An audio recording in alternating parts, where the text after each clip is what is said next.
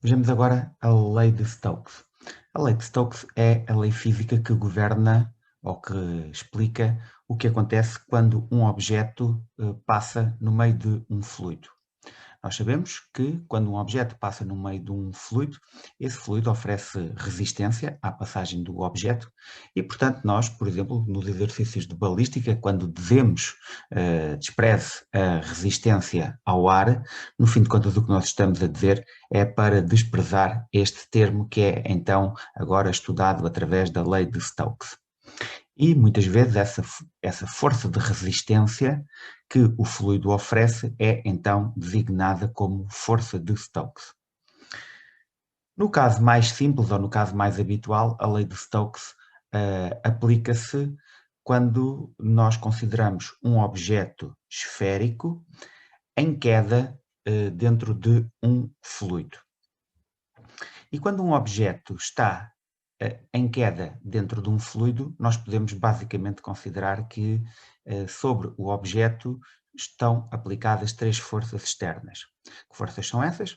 A força gravítica, que é obviamente provocada pela Terra, a força de impulsão, que é provocada pelo fluido e que, como nós já sabemos, é igual ao peso do fluido deslocado e que é uma força vertical dirigida de baixo para cima, e depois existe então uma terceira força que depende da velocidade e que é a força de Stokes, que é a força então de resistência que o fluido oferece quando o objeto passa por ele.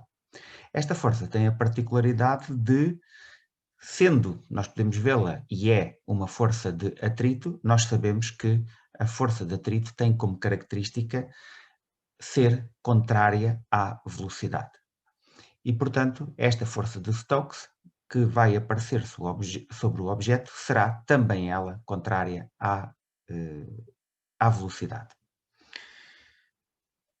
No início, quando o objeto começa a cair, o somatório das forças não é zero, porque a força gravítica é maior do que a força de impulsão e, por esse motivo, e a força de Stokes ainda é pequena e, portanto, o objeto começa a cair e aumenta a sua velocidade de queda, mas passado um determinado tempo, o que vai acontecer é que, à medida que a velocidade aumenta, a força de Stokes aumenta, até que vamos atingir uma situação de estabilidade. Ou seja, rapidamente vai-se chegar a uma situação em que o somatório das três forças é nulo e, portanto, nessa situação, a velocidade de queda passa a ser constante. E nessa situação, então, podemos ver aqui nesta equação, portanto, nessa situação limite, a força gravítica mais a força de impulsão mais a força de Stokes portanto, são iguais ao vetor nulo, ou a soma destas três forças é igual ao vetor nulo. Como estamos a falar de forças verticais, então vamos dizer que segundo o y, agora sim, vamos considerar que as forças que apontam para baixo são negativas, como é o caso da força gravítica, e as restantes forças, a força de impulsão e a força de Stokes, são ambas positivas e dadas por estes termos que estão aqui indicados. Já agora é fácil de ver, portanto, o que é que nós temos aqui? Como estamos a considerar o objeto esférico, 4/3 de πr ao cubo é o volume. Depois, se eu multiplicar o volume do objeto pelo ρ do objeto, portanto, pelo ρ do corpo, fico com a massa do corpo, e vezes a aceleração gravítica, fico então com a força gravítica. Por outro lado, a força de impulsão é igual ao peso do fluido deslocado. Neste caso, o volume deslocado é igual ao volume do objeto, porque o objeto está todo mergulhado dentro do fluido e, portanto, o peso do fluido deslocado é o volume do objeto vezes o ρ do fluido, vezes a densidade do fluido, ou seja, até aqui dá a massa do fluido deslocado e depois vezes a aceleração gravítica dá o peso do fluido deslocado. Neste caso, como a velocidade é para baixo, a força de Stokes, a força de resistência à passagem no fluido, é para cima e, portanto, tem sinal positivo. E neste caso, a força de Stokes é dada por 6π eta rV. Já agora, a força de Stokes é dada por esta expressão quando a passagem do objeto pelo fluido é feita de forma tal que, dito ao contrário, o fluido passa pelo objeto segundo um regime laminar. E isto geralmente acontece para baixas velocidades. Ou seja, neste caso, esta expressão para a força de Stokes é a expressão quando o fluido a passar pelo objeto, ou seja, nós sabemos que o objeto está a cair pelo fluido, mas podemos ver ao contrário, podemos imaginar que é o fluido que está a passar pelo objeto. Se essa passagem do fluido pelo objeto, à medida que o objeto vai caindo, se essa passagem for feita segundo um regime laminar, então a força de Stokes é dada por este termo, 6π vezes eta, que é a viscosidade do fluido, o r, o raio, portanto, do corpo esférico, e o v, a velocidade. Ou seja, neste caso, nós vemos que, então, a força de Stokes depende linearmente da velocidade. Se nós agora resolvermos esta equação em ordem a v, nós vamos então ficar com esta expressão que nos dá a velocidade limite de queda, ou seja, dá-nos a velocidade que, portanto, a velocidade máxima e que é simultaneamente a velocidade limite de queda do objeto dentro do fluido. E então fica 2/9 do ρ do corpo menos o ρ do fluido a dividir pela viscosidade vezes r² vezes g. Por exemplo, já agora, só em jeito de exemplo, se vocês forem ao pavilhão do conhecimento, vocês vão ver que junto ao quiosque, portanto, onde no final da visita se podem comprar livros e jogos e tudo isso, que está lá uma máquina que tem gel dentro e que tem um pequeno, portanto, uma pega que vocês podem acionar e que faz com que injetem ar no fundo do gel. E o que é que vocês veem? Veem que ao injetarem ar dentro do gel, o ar vai funcionar como o nosso objeto e o gel é o fluido. Só que neste caso, como estamos a injetar ar dentro do fluido, neste caso a força de impulsão é maior do que a força gravítica, o que significa que as bolhas de ar vão cair, entre aspas, para cima. Ou seja, este termo, como o ρ do corpo é menor do que o ρ do fluido, isto vai dar uma velocidade negativa, o que neste caso significa que a velocidade de queda, ou a velocidade limite de queda, não ocorre para baixo, ocorre para cima, ou seja, vocês veem as bolhas de ar a deslocarem-se para cima dentro do gel. Mas vocês veem que essa velocidade é constante e, portanto, estamos então na dita velocidade limite. E depois o que é engraçado naquele aparato que nós podemos utilizar é observar o seguinte: se vocês acionarem portanto, a pega e injetarem pouco ar dentro do gel, portanto, no fundo do gel, vocês vão produzir uma bolha de ar pequena, ou seja, com um raio pequeno. Ora, se o R é pequeno, significa que a velocidade, neste caso, a velocidade de ascensão da bolha, portanto, a velocidade limite, não de queda, mas de ascensão da bolha, é pequena e vocês veem que, então, se injetarem uma bolha pequena, ela sobe muito lentamente dentro do gel. No entanto, se vocês puxarem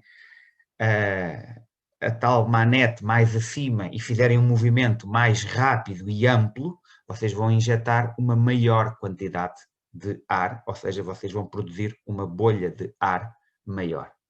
E ao fazerem isso, o raio vai ser maior, logo a velocidade limite, portanto, neste caso não é de queda, é de ascensão, mas essa velocidade limite é maior. Então o que é que vocês veem? Veem a bolha grande a deslocar-se para cima com uma velocidade maior e, inclusivamente, a apanhar todas as bolhas pequeninas que vocês possam ter injetado no gel antes. E, portanto, se forem ao pavilhão do conhecimento e virem este aparelho e brincarem um bocadinho com ele, lembrem-se que é esta a equação, e é esta a equação que explica porque é que as bolhas de ar maiores sobem mais depressa do que as bolhas de ar mais pequenas. Isto, portanto, aqui neste caso, portanto, vocês têm um paraquedista, agora aqui em baixo, vocês têm um paraquedista. A equação não é exatamente esta, porque neste caso o fenómeno, portanto, o ar passa pelo paraquedista com uma forte componente turbulenta e, portanto, a força de Stokes não é dada por esta expressão, é dada por outra expressão que eu já vou mostrar à frente. Bom, mas o princípio portanto, a ideia de base é a mesma. Quando um paraquedista se atira de um avião, ainda com o paraquedas fechado, no início ele aumenta e muito a sua velocidade de queda, mas depois vai atingir uma velocidade limite de queda que, se ele estiver nesta posição, a velocidade limite de queda é qualquer coisa como 180 km por hora. Ou seja, nenhum ser humano nesta posição consegue cair a mais do que 180 km por hora. Porquê? Porque nesta situação, que forças é que estão a atuar sobre a pessoa? Então, a força gravítica, a força de impulsão, aqui representada por esta seta a verde, mas que é praticamente desprezável, porque a força de impulsão sobre uma pessoa é qualquer coisa como 1 Newton ou coisa do género, portanto, eventualmente poderíamos desprezar aqui a força de impulsão, mas temos ainda então a força de Stokes. Quando o paraquedista começa a cair, a sua velocidade é pequena, logo a força de Stokes é pequena, logo o somatório das forças não é nulo, o que significa que ele acelera para baixo, ou seja, ele está a ganhar velocidade para baixo, mas depois, à medida que a velocidade aumenta, esta força de Stokes também aumenta. Então o que é que isto faz? Faz com que se atinja então a tal situação de velocidade limite, em que então o somatório das forças é nulo, o que significa que o paraquedista continua a cair, mas está a cair com movimento retilíneo uniforme, ou seja, velocidade constante. E como eu disse, essa velocidade constante nesta posição é de mais ou menos 180 km por hora. Se o paraquedista puser a cabeça para baixo e juntar os membros superiores junto ao corpo, portanto, vocês conseguem imaginar a posição que o paraquedista está a adotar, portanto, está-se a pôr assim, estilo prego, com a cabeça para baixo. Nesse caso, a velocidade limite é maior, chega a qualquer coisa como 220 km por hora, mas, portanto, ele não conseguirá cair nessa posição, não conseguirá cair a mais do que 220 km por hora. Pronto, mas nesta posição a velocidade limite é qualquer coisa como 180 km por hora, a velocidade limite de queda. Já agora, isto, portanto, muitas vezes esta velocidade limite de queda é designada por velocidade de sedimentação. Porquê? Porque, por exemplo, existem análises clínicas em que se mede, por exemplo, a velocidade de sedimentação dos glóbulos vermelhos no plasma. E, medindo essa velocidade de sedimentação dos glóbulos vermelhos no plasma, ou seja, medir a velocidade com que eles caem no plasma, isso pode ter um significado clínico e, portanto, pode ser indicador da existência ou da ausência de uma determinada patologia. Já agora, como eu vos disse, neste caso aqui, 6π eta RV é a equação para a força de Stokes quando o objeto, ao passar pelo fluido, faz com que o fluido passe pelo objeto segundo um regime laminar. Se essa passagem for feita segundo um regime turbulento ou caracterizado por portanto, uma grande turbulência, pelo menos em alguma parte do circuito ou em alguma parte portanto, do percurso, nesse caso nós podemos calcular a força de Stokes através desta equação. um meio de C V² ρF vezes S, em que o C é um termo que se designa habitualmente por Cx e que tem a designação de coeficiente de forma. Este é o termo, por exemplo, se vocês virem revistas de carros, sei lá, aparece o novo Bugatti ou o novo Aston Martin e uma das especificações é o Cx do carro. E nós vemos que naqueles carros mais, tanto com um aspecto mais futurista, mais moderno, mais afiado, o Cx é mais baixo, exatamente porque é que nesses casos o carro tem um Cx mais baixo. É obviamente que se o C for menor, a força de Stokes é menor para a mesma velocidade e, portanto, é uma maneira de conseguir que o automóvel atinja velocidades maiores para a mesma potência de motor. Ou seja, o motor já é potente e vamos ainda diminuir a resistência ao ar de maneira a que o automóvel consiga efetivamente atingir velocidades maiores. Mas vocês veem então aqui, o V é a velocidade e, muito interessante ou muito importante, é a dependência quadrática com a velocidade. Ou seja, a força de Stokes é proporcional ao quadrado da velocidade. Já vou dizer mais qualquer coisa em relação a isto. Depois, obviamente, o ρ do fluido, se o fluido for mais denso, oferece maior resistência à passagem do objeto, se for menos denso, oferece menos resistência. E depois, este termo S é a área do objeto vista do sítio para onde ele se está a deslocar. Ou seja, é a área, não é a área do objeto, é a área com que vocês veem o objeto do sítio para onde ele se está a movimentar. Ou seja, se vocês tiverem um carro a deslocar-se para vocês, é basicamente a área que o carro ocupa no vosso campo visual. Ou seja, no fim de contas, é como se vocês tirassem uma fotografia de frente para o carro, uma vez que ele se está a dirigir para vocês, e depois medissem a área do carro nessa fotografia. Ou seja, o que vocês veem do carro nessa fotografia é a área que o carro apresenta na direção e no sentido para onde ele se está a deslocar. Já agora, então, aqui, como eu estava a dizer, muito interessante é esta dependência com o quadrado da velocidade, o que eu espero que vos faça pensar no seguinte: se vocês tiverem um automóvel a deslocar-se a 100 km por hora e ele estiver a gastar 6 litros aos 100, isso significa que se agora o mesmo automóvel, portanto, vocês o puserem a deslocar-se a 200 km por hora, então ele vai gastar, a força de Stokes vai ser 4 vezes maior, o que significa que, em princípio, ele vai gastar 4 vezes mais, ou seja, 24 litros aos 100. Portanto, vejam o perfeito disparate que é andar depressa. Okay? Portanto, do ponto de vista energético, significa que vocês vão esvaziar o depósito de gasolina 4 vezes mais depressa.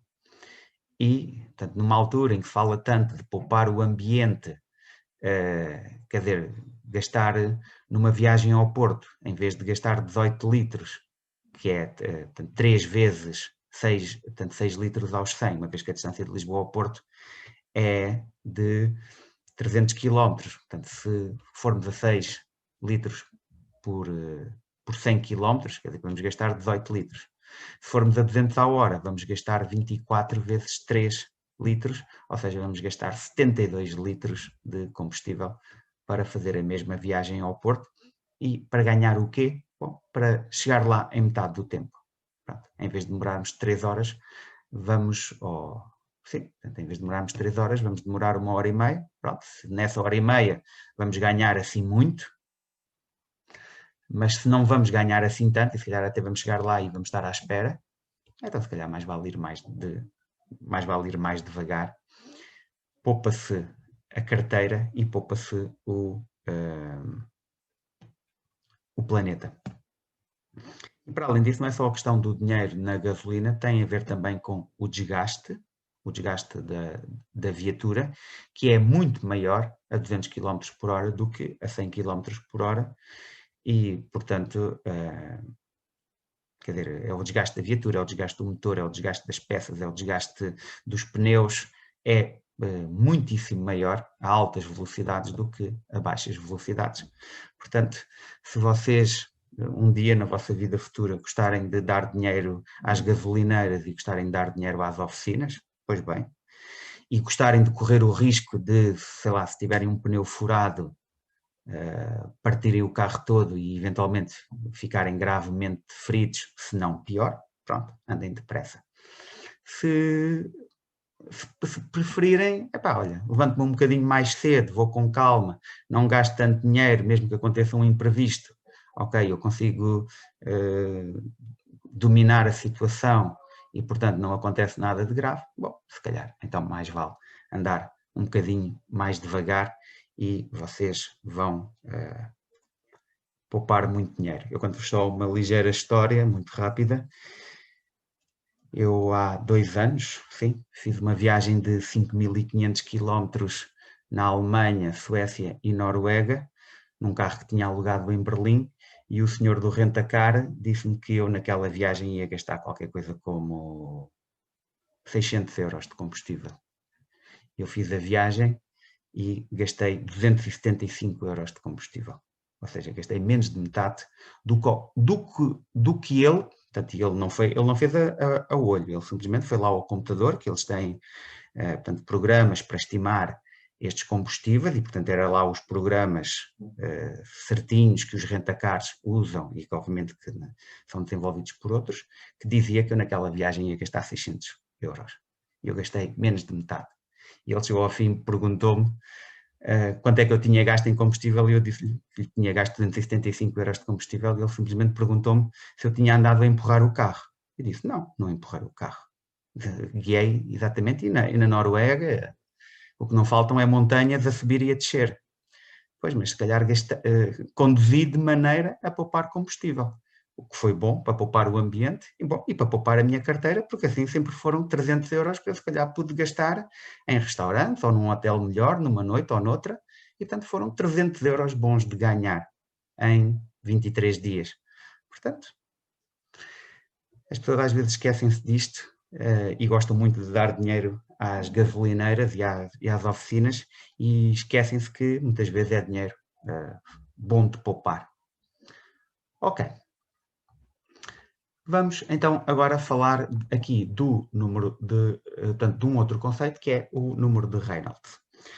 Houve um senhor chamado Osborne Reynolds que portanto, foi um eminente físico na área da mecânica de fluidos, e ele basicamente observou que os fluidos, se nós aumentarmos a velocidade a que o fluido se está a deslocar, sim, que ele inicialmente a velocidades baixas pode deslocar segundo um regime laminar, mas à medida que aumentamos a velocidade, o regime passa a turbulento.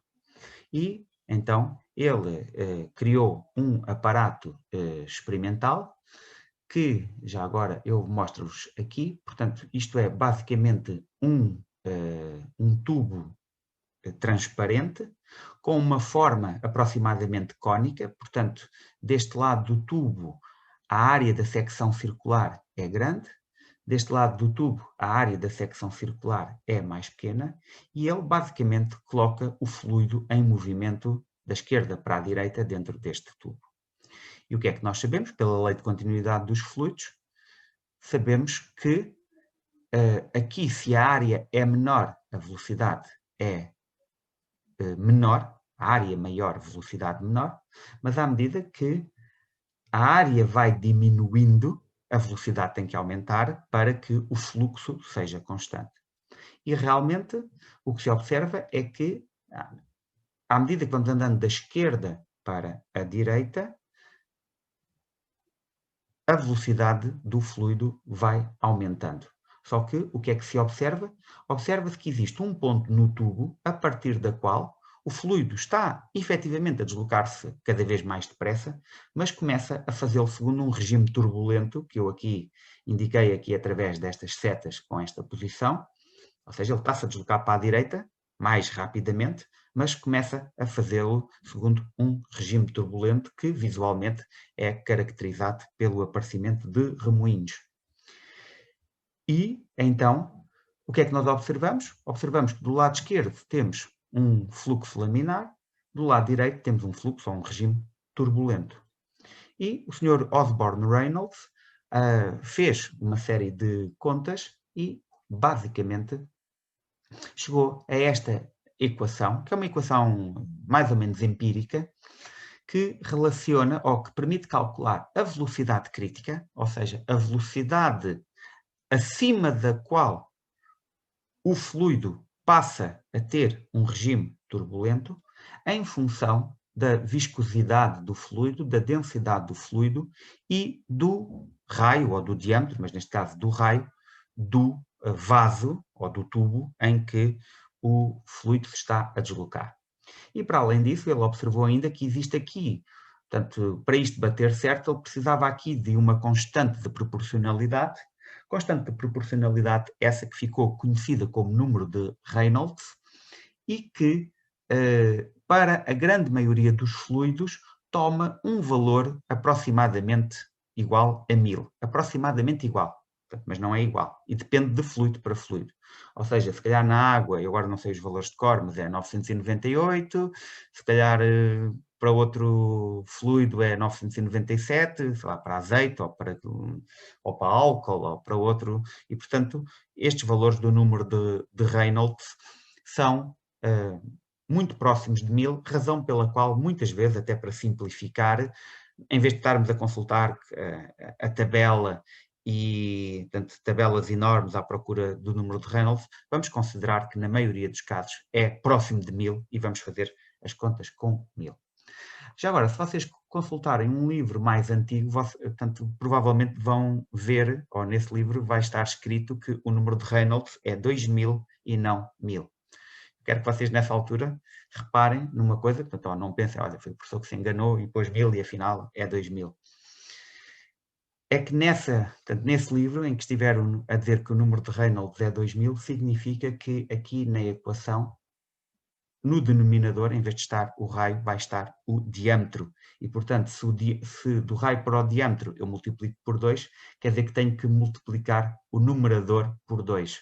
Como não posso multiplicar a viscosidade, porque a viscosidade, essa sim, para a água ou para qualquer fluido, tem um determinado valor a uma determinada temperatura, então, nesse caso, diz-se que o número de Reynolds é 2000 em vez de 1000, mas isso é porque, então, na equação está o diâmetro e não o raio. Já agora vamos aqui calcular muito rapidamente e com valores aproximados a velocidade crítica do sangue na artéria aorta. A artéria aorta tem um raio de aproximadamente 0,01 metro, ou seja, 1 centímetro. Por isso é que aqui muitas vezes não vale a pena, quer dizer, nós não sabemos exatamente qual é o raio da aorta, nem provavelmente este raio é exatamente igual em toda a porção da aorta. E, portanto, a partir do momento em que este valor é aproximado, não faz também muito sentido estar com um valor aproximado para o raio e depois estar com um valor muito portanto, preciso para as outras variáveis, uma vez que a incerteza, como nós vemos e já vimos, portanto, será, acima de tudo, controlada por este termo e, portanto, por isso é que muitas vezes as pessoas então aqui optam por considerar de uma forma genérica o número de Reynolds igual a 1000.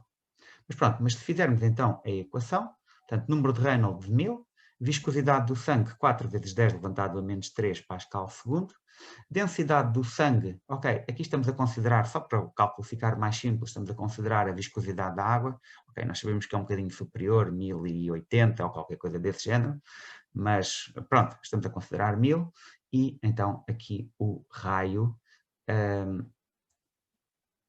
portanto o raio, o tal centímetro, e se fizermos a conta, então isto dá 0,4 metros por segundo. O que é que isto significa? Significa que quando o sangue se desloca na artéria aorta com uma velocidade superior a 0,4 metros por segundo, falo segundo um regime turbulento, se deslocar abaixo desta velocidade crítica, falo segundo um regime laminar. E o que nós sabemos é que, durante o ciclo cardíaco, a velocidade do sangue na aorta varia entre 0 e 0,5 metros por segundo, o que significa que, durante um pequeno período de todos os nossos batimentos cardíacos, a velocidade do sangue na aorta ultrapassa a velocidade crítica, o que significa que o sangue movimenta-se na aorta segundo um regime turbulento, ou seja, caracterizado por remoinhos. Nós não sabemos muito bem se isso é nefasto ou se é benéfico. Achamos que não será benéfico, porque, obviamente, quando nós temos um regime turbulento e temos os tais remoinhos, significa que os glóbulos vermelhos têm maior probabilidade de colidirem uns com os outros e de colidirem também com as paredes do vaso, o que nós achamos que eventualmente não é benéfico. Ok?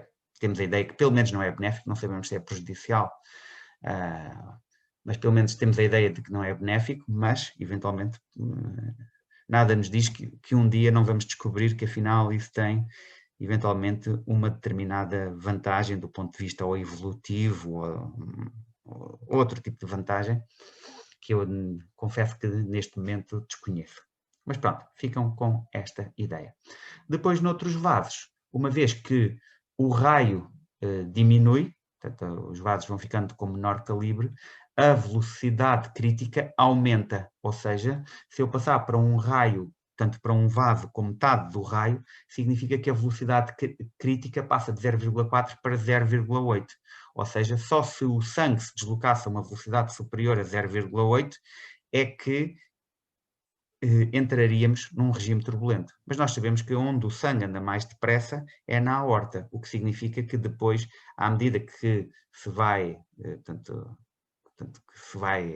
que entra nas outras artérias, a velocidade baixa, o que significa que o sangue nunca mais volta a ter um regime turbulento, pelo menos se estivermos numa situação normal.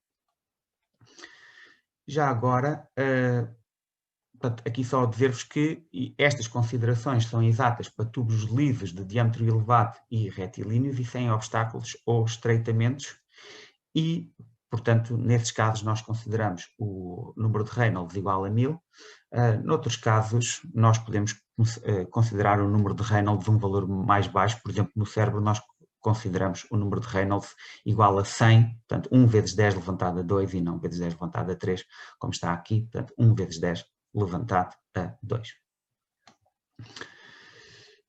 Já agora, só aqui uma muito breve explicação para este gráfico.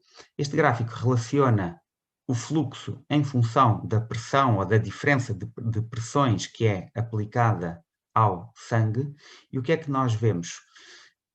No eixo das pressões temos uma pressão crítica que está associada à velocidade crítica e à esquerda da pressão crítica nós temos um fluxo laminar. À direita da pressão crítica, nós temos um fluxo turbulento. E, neste caso, o fluxo laminar é, então, muito ordenado, muito eficiente do ponto de vista energético, e já agora vou-vos só explicar porque é que ele é eficiente do ponto de vista energético. Imaginem que este valor aqui é 2 e que este valor aqui em cima de fluxo, para simplificar, também é 2. Ou seja, para uma pressão 2, eu tenho um fluxo 2. O que significa que se eu dobrar a pressão, passar para 4, eu tenho um fluxo, que também ele dobrou, ou seja, passou também para 4. E isto sim, isto é muito eficiente do ponto de vista energético. Quer dizer que se eu quero o dobro do fluxo, preciso do dobro da pressão. E isto sim é eficiente do ponto de vista energético. Agora, imaginem que eu estou aqui ligeiramente à esquerda da pressão crítica e que aqui o valor é 10 e, portanto, tenho um fluxo de 10. Mas se eu agora duplicar a pressão, ou seja, para 20, ou seja, venho bater mais ou menos neste ponto, eu venho cá para cima, chego a este valor aqui e agora puxo para a esquerda. E, por exemplo, este valor dá-me 21.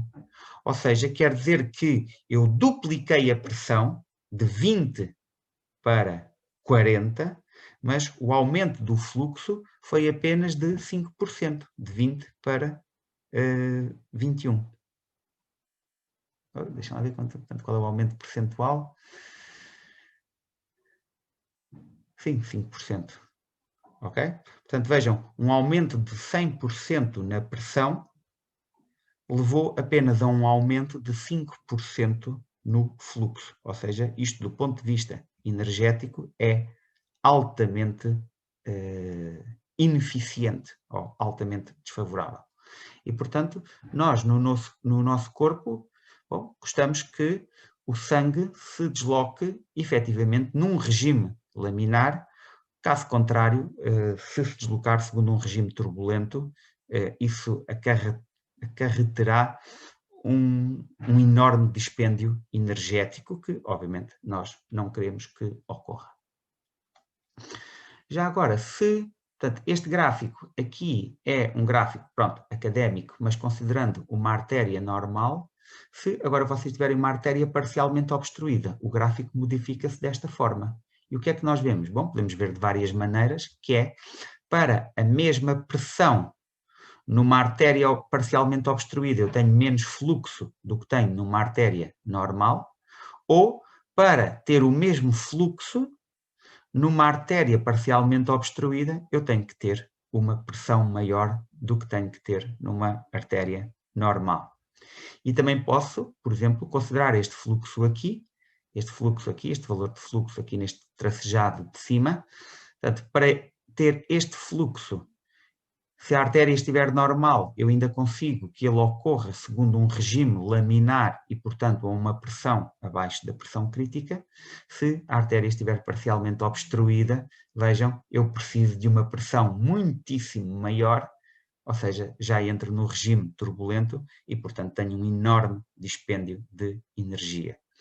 Isto muitas vezes é acompanhado, portanto, quando isto ocorre, portanto, pessoas que têm artérias parcialmente obstruídas, o que é que isso significa? Ou o que é que isso exige? Exige mais esforço por parte do coração e depois, quando este esforço é prolongado no tempo, leva ao enfraquecimento do próprio coração, leva à hipertrofia do coração, ou seja, o coração fica dilatado, portanto, fica maior do que o que deveria, portanto, do que o seu tamanho normal, mas ficar maior significa que fica mais fraco, ok? Ou seja, fica mais fraco e não consegue produzir pressões ou diferenças de pressão tão elevadas como um coração mais pequeno. Isto é um bocadinho como quando vocês estão a encher um balão, e às vezes há aqueles balões que são difíceis de encher, mas esses balões são difíceis de encher quando? É quando o balão já está grande ou quando ainda está pequeno e nós estamos a começar a deitar ar para dentro do balão.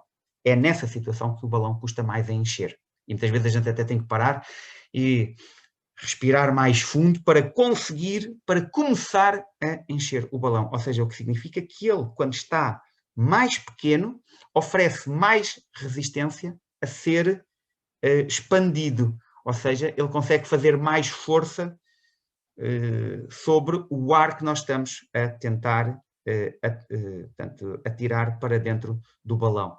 E, portanto, é um bocadinho aqui a mesma ideia. O coração, quanto mais pequeno for, mais força ele consegue produzir e, portanto, mais forte é, então, o músculo cardíaco.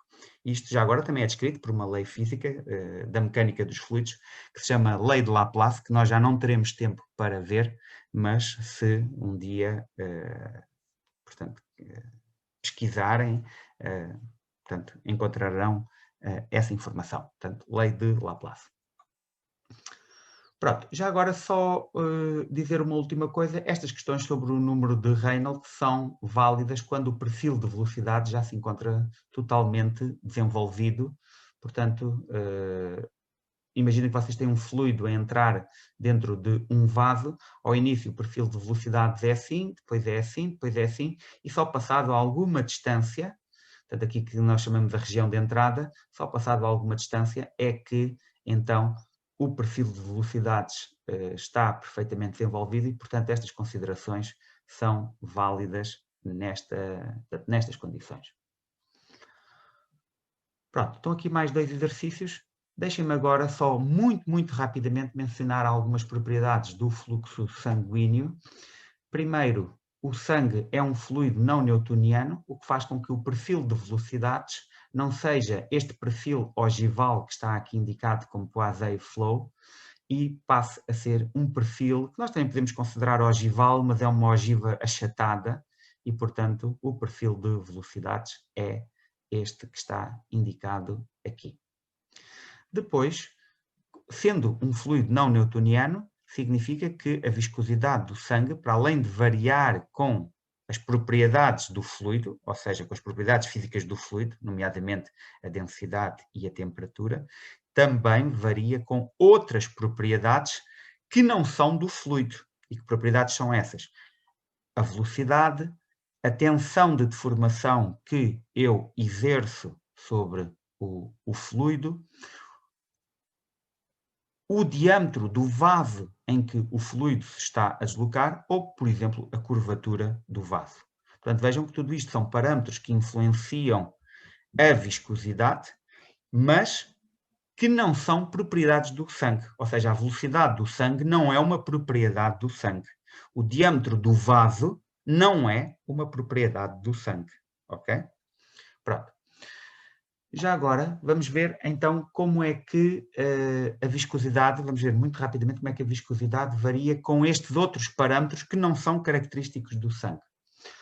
A viscosidade diminui com o aumento da tensão de deformação que eu provoque no sangue. O que é que isto significa? Significa que se eu fizer força sobre o sangue, quanto mais força eu fizer, menor será a viscosidade. E isto explica-se como? Explica-se, portanto, nós sabemos que existem forças adesivas fracas, é verdade, mas mesmo assim forças adesivas, entre os glóbulos vermelhos, todos os outros glóbulos, os constituintes do sangue, os íons, as proteínas, portanto, todos estes constituintes do sangue têm pequenas forças adesivas entre si. Ora, se eu aplicar uma força no sangue, eu vou diminuir estas forças adesivas entre os constituintes do sangue, logo eu vou diminuir a sua viscosidade. Dito de uma forma mais simples, imaginem que a vossa avó está a fazer arroz de cabidela. E geralmente, portanto, isto era, às vezes os alunos não gostam de arroz de cabidela, porque acham que nos dias de hoje considera-se isso quase uma prática bárbara. Bom, mas no fim de contas, isto advém dos tempos de necessidade, que as pessoas agora já se esquecem que existiram, dos tempos de grande necessidade. Claro que necessidade sempre houve e infelizmente continua a haver, mas que não tem nada a ver com o que foi no passado. Portanto, no passado, em Portugal, havia, para além da fome, havia mesmo miséria, mesmo daquela miséria mais negra. E, portanto, quando se matava um animal, tinha que se aproveitar tudo do animal, inclusivamente o sangue. E portanto, estes pratos surgiram disso, surgiram da necessidade de aproveitar tudo o que o animal podia dar. E portanto, bom, mas o que é que tinha que se fazer? Tinha que se aquecer o sangue acima de uma determinada temperatura, que eu não sei dizer exatamente qual é, exatamente porque no sangue também existem parasitas e podem existir, sobretudo parasitas e coisas desse género. E portanto, quando se está a aquecer o sangue ao lume, o que é que tem que se fazer? Bom, para já juntar vinagre. O vinagre vai diminuir a densidade do sangue e vai diminuir estas forças adesivas entre os constituintes do sangue, mas só isso não chega. Então é necessário ter o tacho ao lume com o sangue, juntar o vinagre e depois estar sempre a mexer. Portanto, o facto de estarmos sempre a mexer impede então que estes constituintes do sangue se liguem entre si, o que permite manter a viscosidade baixa, permitindo assim que a temperatura suba, mas sem o sangue coagular. E, portanto, ficar, digamos, um coalho gigantesco, que é, muitas vezes, também há pratos em que isso se faz, portanto, chega-se ao fim, deixa-se parte do sangue coagular, ou coalhar, portanto, ficar um coalho gigantesco, depois parte-se aos bocadinhos e pronto. Ok. Depois, a diminuição, portanto, também ocorre o mesmo com a velocidade, ou seja, quanto maior é a velocidade do sangue, menor é a sua viscosidade e o princípio é exatamente o mesmo. Ou seja, eu ao aumentar a velocidade vou diminuir as interações entre estes constituintes do sangue, logo a viscosidade vai baixar. Por outro lado, a viscosidade do sangue diminui com a diminuição do diâmetro do vaso, portanto, em que o sangue se está a deslocar. E isto é um fenómeno que é designado por efeito de Faraós-Lindqvist. Já agora vou-vos explicar aqui só muito rapidamente o que é o efeito de Faraós-Lindqvist. O efeito de Faraós-Lindqvist é uma manifestação da equação de Bernoulli no corpo humano. Imaginem então que tem assim um vaso sanguíneo. Vou aqui tentar ser rápido. Imaginem que tem um vaso sanguíneo e que tem os glóbulos vermelhos a deslocarem-se dentro do vaso sanguíneo. E, por exemplo, o glóbulo vermelho é assim. Ok? E agora, claro que não tem só este glóbulo vermelho, tem este, tem este. Ok, eu vou aqui só representar alguns para não estar a demorar muito tempo. Portanto, imagina que tem estes glóbulos vermelhos. E depois, obviamente, que isto está aqui, portanto, continuam para a direita e continuam para a esquerda. Mas o que é que nós sabemos sobre o perfil de... Portanto, o que é que nós sabemos sobre o perfil de velocidade? Nós sabemos que o perfil de velocidade é, então, mais ou menos assim. Certo? Este é mais ou menos o perfil de velocidade. O que significa que o plasma está-se a deslocar mais depressa junto ao lúmen e está-se a deslocar mais devagar junto às paredes do vaso. Ok?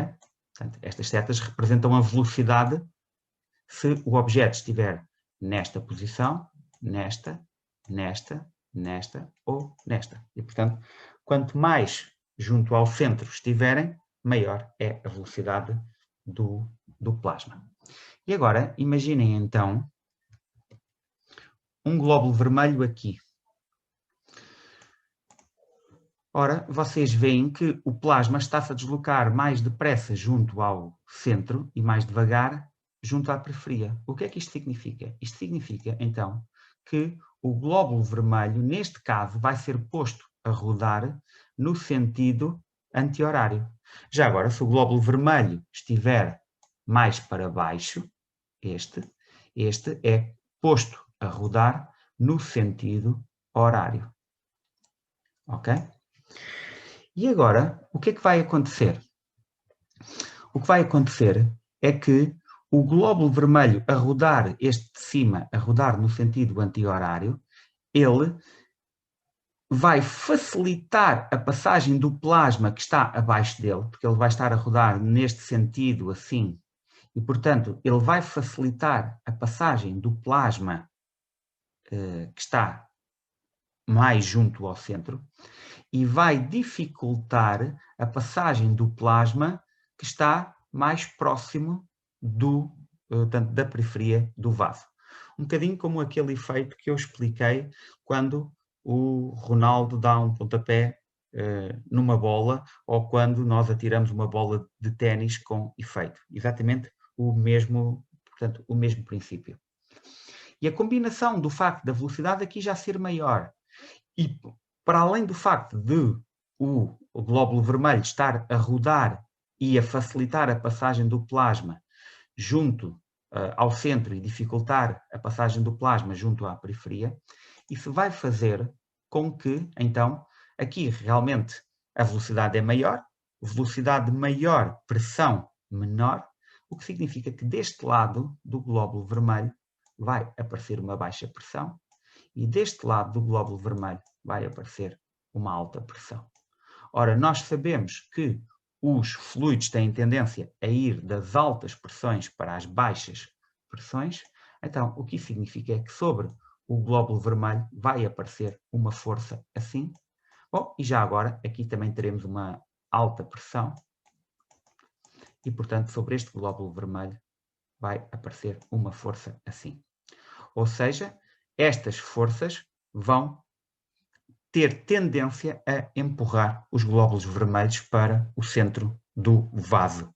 Portanto, se o glóbulo vermelho estiver acima, ele é empurrado para baixo. Se o glóbulo vermelho estiver abaixo, ele é empurrado para cima. E, portanto, os glóbulos vermelhos têm tendência a deslocar-se pelo centro do vaso, o que é bom, porque dessa forma diminui a probabilidade de colisões entre os glóbulos vermelhos e as paredes do vaso. Portanto, é sempre um resultado que é desejável. Mas agora, de onde é que vem o efeito de Fariols-Lindqvist? Vem do seguinte: imaginem agora que vocês têm um vaso mais estreito e um vaso mais largo. Portanto, este é o vaso mais largo. Vamos agora considerar aqui o vaso mais estreito. No caso do vaso mais estreito, nós temos aqui um glóbulo vermelho. No caso de um vaso mais largo, vamos imaginar que os glóbulos vermelhos ocupam esta porção. O que se verificou foi o seguinte: neste caso, se considerarmos que portanto, esta distância é 100% do diâmetro, nós vemos que os glóbulos vermelhos ocupam, por exemplo, 70% do diâmetro, sobrando aqui, então, 15% e sobrando aqui outros 15%. No entanto, se o vaso for mais estreito, e aqui forem, então, os tais 100%, neste caso, o glóbulo vermelho ocupa, por exemplo, sei lá, 50%, e aqui estão 25%, e aqui estão outros 25% do diâmetro. Ou seja, o que significa que, se o vaso for mais largo, esta região aqui mais próxima das paredes do vaso, que não tem glóbulos vermelhos, ou seja, é só uma camada de plasma, e esta camada de plasma funciona como uma espécie de uma camada lubrificante, no fim de contas tem uma percentagem, representa uma percentagem menor do diâmetro do vaso. Ao passo que, se o vaso for mais estreito, apesar destes tamanhos poderem eventualmente ser até comparáveis, percentualmente vocês têm mais diâmetro aqui do que aqui, percentualmente. Porque aqui este bocadinho é 15%, ao passo que neste caso o mesmo bocadinho são 25% do diâmetro do vaso. E o que é que isto faz? Portanto, isto faz com que, neste caso, a viscosidade seja menor. Neste caso, a viscosidade é maior. Porquê? Porque então esta camada, só com plasma, a tal camada lubrificante, percentualmente representa é maior do que neste caso aqui, e portanto eu aqui quase que posso dizer que tenho mais camada lubrificante para o mesmo, portanto, para os glóbulos vermelhos, diminuindo assim a viscosidade. E isto é então designado como efeito de Fariols-Lindqvist. Pronto, já agora só uma pequena correção. Aquele gráfico que nós vimos lá atrás, este gráfico aqui, portanto, da relação entre a pressão e o fluxo, portanto, eu aqui representei uma dependência linear. Na verdade, esta dependência não é perfeitamente linear, tem aqui uma pequena barriga para baixo e depois, sim, aproxima-se então deste comportamento linear, e isso é traduzido por este gráfico aqui. Ou seja, o comportamento linear seria o comportamento do sangue, mas desculpem, da água, mas no caso do sangue ele tem aqui uma ligeira barriga e depois sim começa a ter um fluxo que que assintoticamente se aproxima então daquele comportamento linear, e isto tem a ver exatamente com o facto do sangue ter viscosidade. Ou seja, se a pressão ou o gradiente de pressão ou a diferença de pressão for pequena, como a viscosidade ainda é elevada, porque os constituintes do sangue aderem um bocadinho mais entre si, isso faz com que então o débito seja reduzido. Portanto, isto tem obviamente a ver com a lei de Poiseuille. Já agora, a viscosidade, muitas vezes, quando nós falamos da viscosidade do sangue, muitas vezes damos, ou até de outras substâncias, podemos dar em valor absoluto ou podemos dar em relação à água. Por exemplo, a viscosidade do plasma é cerca de 1,8 vezes a viscosidade da água, à mesma temperatura, mas depois, à medida que nós vamos subindo a fração de volume de eritrócitos, assim a viscosidade vai aumentando. E, portanto, vocês veem aqui, portanto, essa dependência. Portanto, aqui é o hematócrito, portanto, o volume de glóbulos vermelhos no plasma ou no sangue, e, portanto, se a percentagem for 0, quer dizer que vocês só têm plasma, então têm aqui o tal valor de 1,8, mas depois, à medida que esse valor, portanto, que o valor do hematócrito vai aumentando, assim também a viscosidade, neste caso a viscosidade relativa, também vai aumentando. E, portanto, nós sabemos que, por exemplo, em casos de policitemia,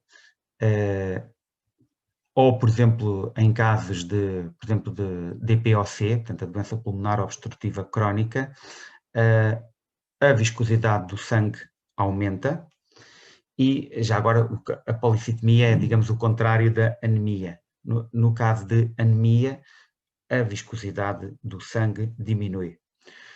Nós podíamos pensar que, se a viscosidade do sangue diminuir, que isso até pode ser bom, porque o sangue fica mais fluido. É verdade, o sangue fica mais fluido, ou seja, oferece, portanto, sofre menos resistência quando se desloca dentro dos vasos sanguíneos, mas o que acontece é que a eficiência de batimento, portanto, a eficiência do batimento cardíaco é prejudicada. Ou seja, porquê? Porque o nosso coração está geneticamente programado para trabalhar com portanto, uma determinada viscosidade do sangue, ou seja, está otimizado para uma determinada viscosidade do sangue. E se essa viscosidade aumenta ou diminui, bom, se aumentar, a eficiência cardíaca é prejudicada e também a própria circulação. Se diminuir, a circulação em si não será prejudicada pelo facto da viscosidade ser menor, mas a eficiência de batimento, a eficiência do batimento cardíaco é, essa sim, altamente prejudicada. É o mesmo quando vocês estão, por exemplo, a pedalar numa bicicleta e de repente a correia da bicicleta salta. Portanto, de repente a resistência que vocês esperavam encontrar desapareceu. Bom, e não vos fica mais fácil andar de bicicleta, bem pelo contrário, provavelmente o que vos vai acontecer é que até vão cair, ok? E, portanto, em qualquer um dos casos, portanto, as variações da viscosidade do sangue, tanto num sentido como no outro, traduzem-se em menor eficiência de todo o processo, portanto, em todo o sistema circulatório. Já agora, só para terminar, a viscosidade do sangue também varia com a temperatura? Sim, também varia com a temperatura. E, tal como nos outros fluidos, a viscosidade do sangue diminui com o aumento da temperatura. Ou seja, se nós aumentarmos a temperatura do sangue, a viscosidade diminui.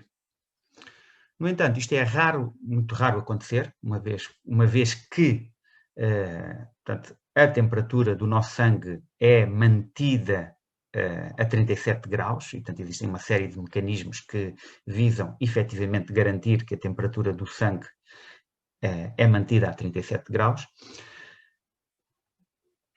Mas, portanto, mesmo que, mas se essa temperatura não puder ser mantida, portanto, nós sabemos que o facto de, portanto, se o sangue aumentasse a sua temperatura 1 grau, a sua viscosidade diminuiria cerca de 2%.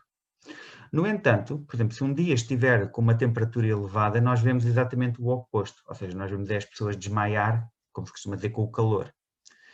E isso acontece porquê? Porque, no fim de contas, a temperatura do sangue mantém-se a 37 graus para todos nós, só que se o dia estiver com uma temperatura muito elevada, o que vai acontecer é um fenómeno de desidratação.